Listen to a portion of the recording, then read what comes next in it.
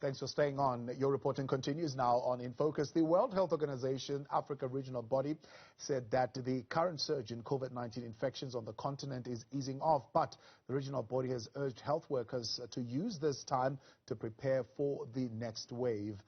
Dr. Benito Impuma of the World Health Organization, Director for Communicable Diseases, warned that without widespread vaccination and other public social measures, the continent's fourth wave is likely to be the most brutal yet.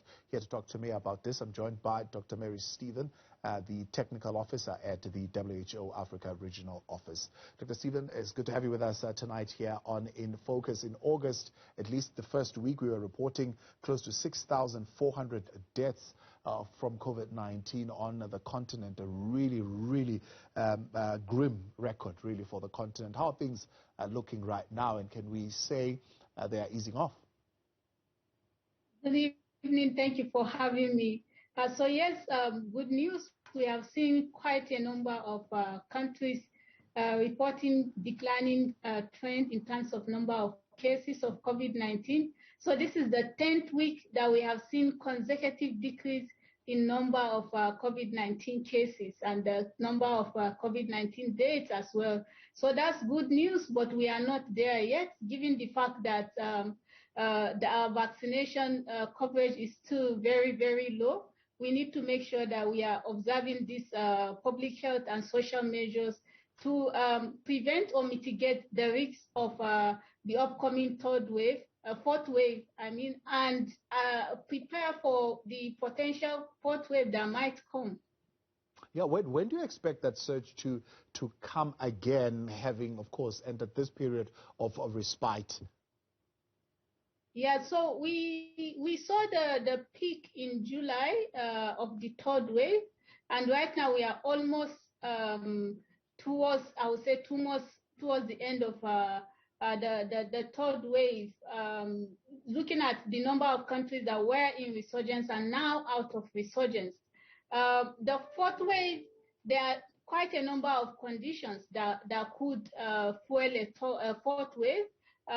But definitely I'm not able to tell you which time, but there is, if people continue not to observe the public health and social measures, as well as engaging in all levels of mass gathering without protection, and the possibility of new variants that might be more transmissible, this could, of course, fuel the potential fourth wave. Yeah, 32 countries on the continent were in a third wave, with 25 of them having the severe case. And in fact, almost all those countries reporting the presence of the Delta variant, which is quite severe. Are you expecting other variants to come from the continent?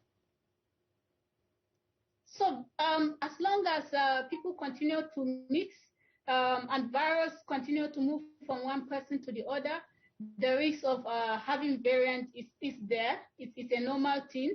But the most important thing is to make sure that we ramp up our vaccination coverage.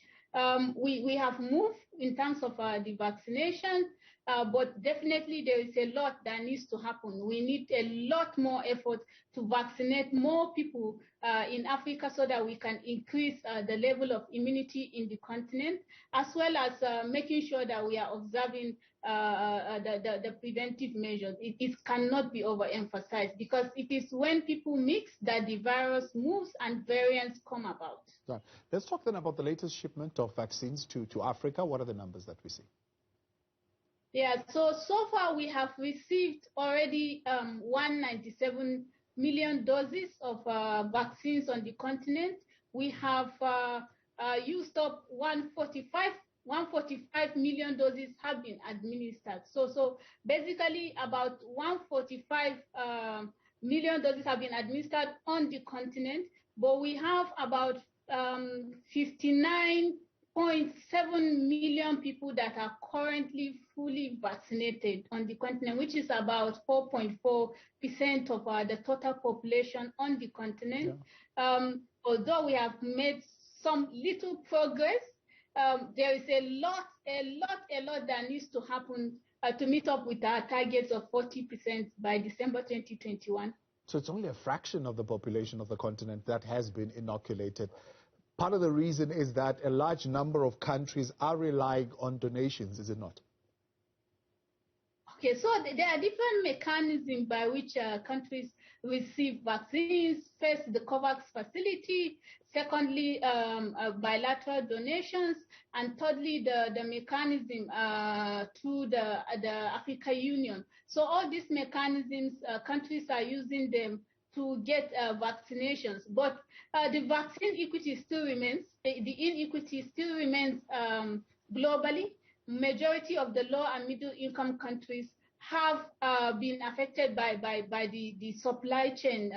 If you remember, like about some few weeks ago, COVAX announced a cut in terms of 25% cut in terms of their delivery targets for 2021 for African countries because of the issue of manufacturing capacity and the banning of vaccine export from high-income countries. So quite a number of complex factors, but we continue to advocate for more equity, for vaccine dose sharing, and for countries that already have over more than 50, 60, 70% of their population vaccinated to give up their queue so that COVAX can have more doses to deliver to African countries. Yeah.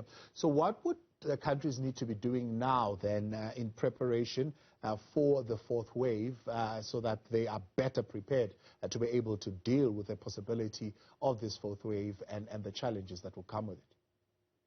Yeah, so for the fourth wave, particularly the challenge that we saw during the third wave, we saw high number of cases, and part of it was because of the Delta variant, and we had our hospitals in quite a number of countries were overwhelmed.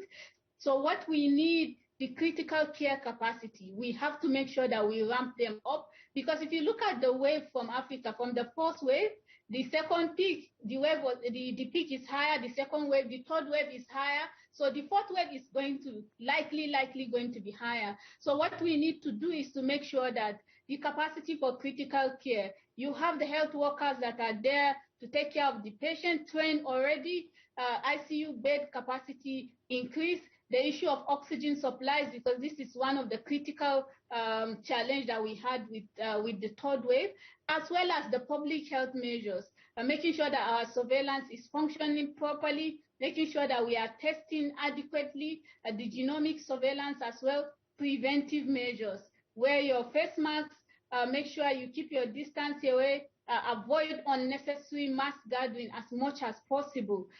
This way we will help in reducing the risks or mitigating the risks of a potential fourth wave. Now, there's a high level of fatigue also amongst frontline health workers because, as you put it, their health systems have really been tested to the utmost. How are you advising health workers and particularly the health systems of the various countries for the workers to be, reinvigorated, shall I say, for a better word, and also to be taken care of? I mean, many of them have also lost their loved ones in this particular process. Yeah, so fatigue is one of it, and the fact that you are exposed to so many people dying is demoralizing as well. I basically know how it feels because I used to practice clinical medicine. So those issues, we need to make sure that we are taking care of their mental health.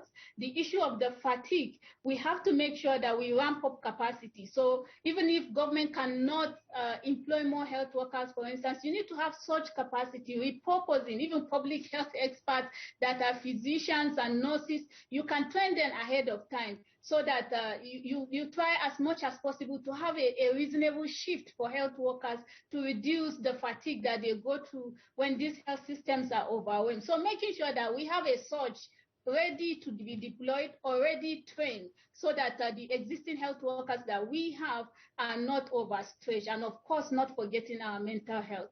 That was the technical officer at the WHO Africa office, Dr. Mary Stephen, there with us, helping us with how to bend the curve in anticipation of this fourth wave and what we need to be doing now in this intervening time to be better prepared for a possibility.